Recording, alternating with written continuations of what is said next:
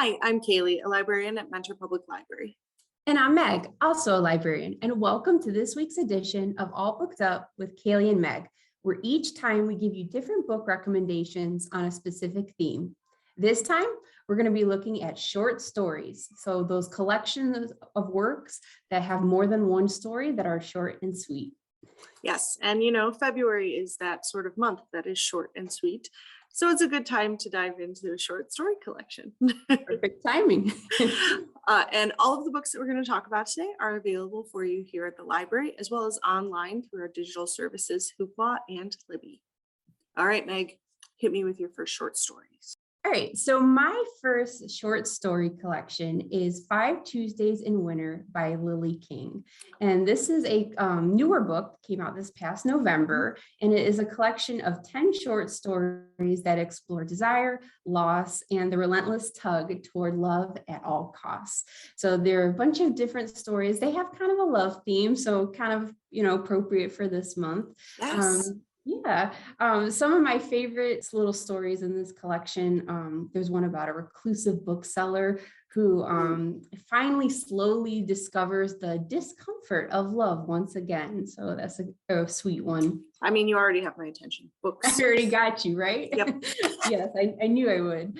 And then there's other cute ones, such as one about 2 college roommates who have a reunion in midlife that kind of goes wrong. So it's just all these stories about different times in life. A common theme is, maybe you've had a little bit more life experience. And so what is it like to explore love after that, So I like that the story has a lot of exploration of love and loss, but also modern life and how it's difficult to do that in modern life. So I really like this author, and I think my favorite part of short stories is they're short. So if you don't have a lot of time, you don't necessarily have to read it all at once. Something I really like about this collection as well, and short stories in general. So that is 5 Tuesdays in Winter by Lily King. That sounds awesome. And I do remember reading about that one. I should check that one out. Yeah. It's been a while since I've picked up a short story collection, and so I think it's a good time for that. The first one that I'm going to talk about is called Trigger Warning by Neil Gaiman. And this one came out several years ago, I think, but it is a collection of short stories, some of them previously published, some of them new to this collection.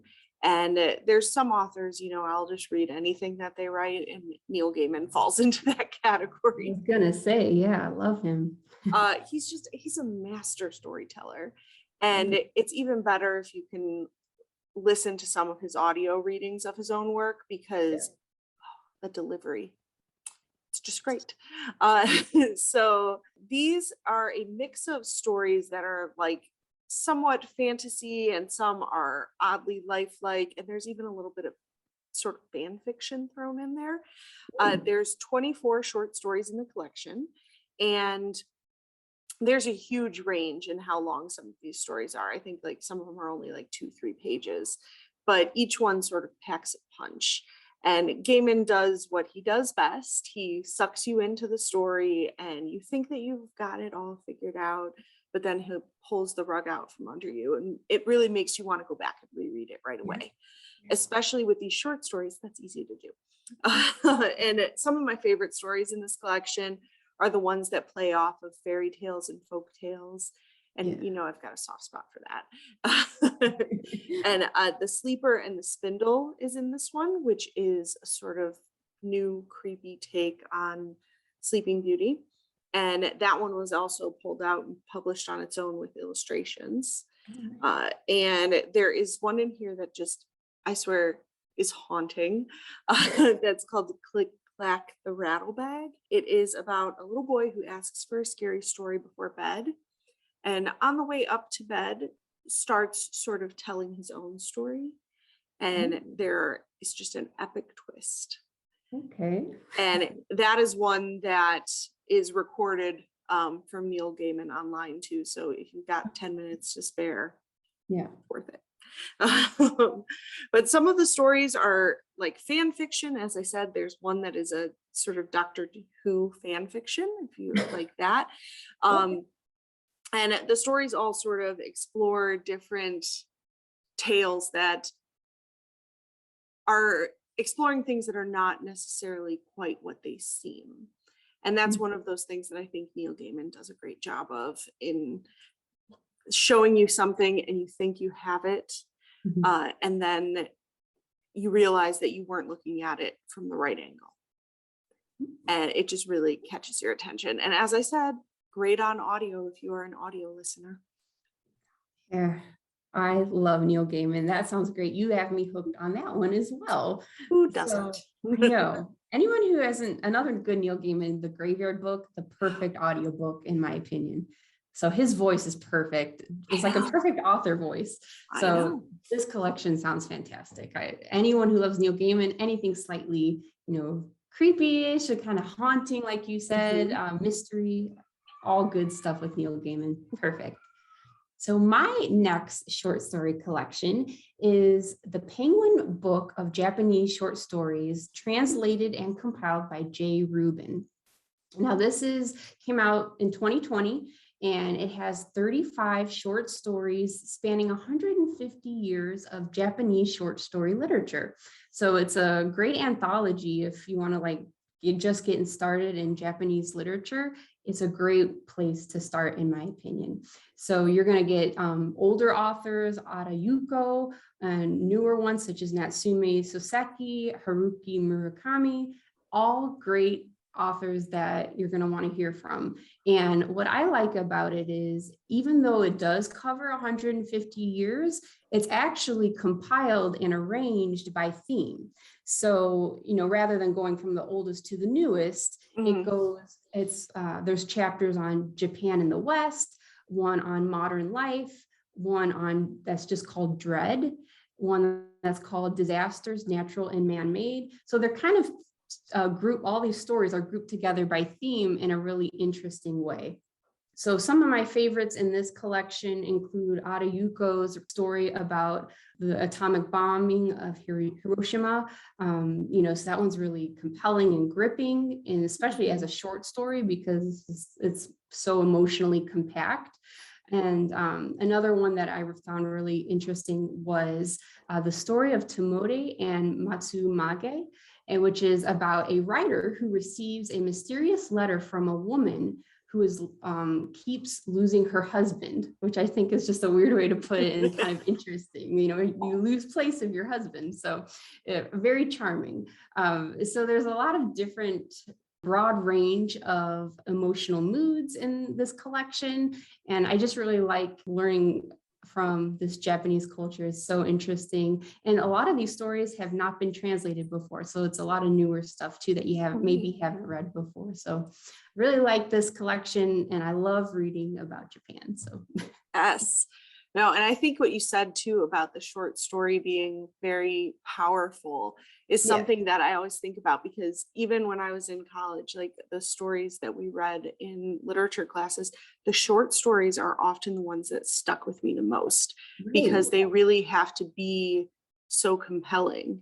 Right. And a lot of times too, you hear about movies being made from short stories, and it's interesting to see that those are the things that get picked. Yep, absolutely. Well, my next one is called Paris for One and Other Stories by Jojo Moyes. And like you like reading about Japan, I like reading about Paris. But this short story collection really gives Moyes a chance to shine. And you've probably heard of her. She has written several very big best-selling books, including Me Before You.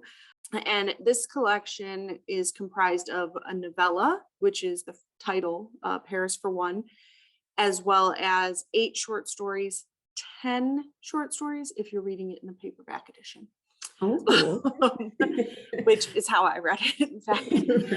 And so each story is a realistic type story. Some of them are more historical fiction, but they all tell the story of how something really small and seemingly insignificant can really change everything in your life. And what I like too is that 2 of these short stories emphasize how what we wear can change things. And you and I both know, you know, a good pair of shoes can really change your attitude. Critical.